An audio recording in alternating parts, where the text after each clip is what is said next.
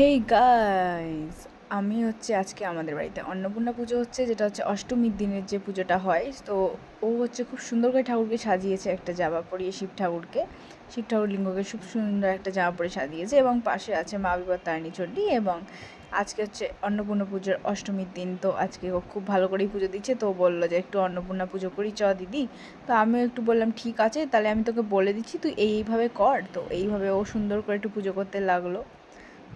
ভালোভাবেও পুজো দিচ্ছে, সবটা খুব সুন্দর করেই সাজানো, তোমরা দেখতেই পাচ্ছ। তো তোমরাও বলো যে তোমরা কারা কারা এরকম একটু বাড়িতে ছোট্টোর মধ্যে অন্নপূর্ণা পুজো করো, যেহেতু এরকম একটা কিছু ছিল না, খুব একটা আয়োজন করাও যায়নি বা কিছু বলতেও পারিনি খুব একটা।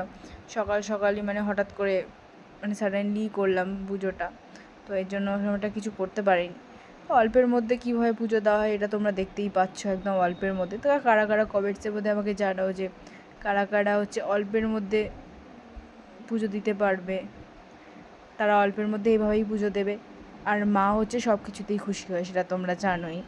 তো এটা অল্পের মধ্যেই পুজোটা হলো। তো গাইজ দেখতে থাকো, খুবই ভালো লাগবে। আশা করি তোমরা অনেক ভালোবাসা দেবে আমাকে, যাতে আমি অনেকটা এগিয়ে যেতে পারি, অনেকটাই করতে পারি। দেখতে থাকো তোমরা।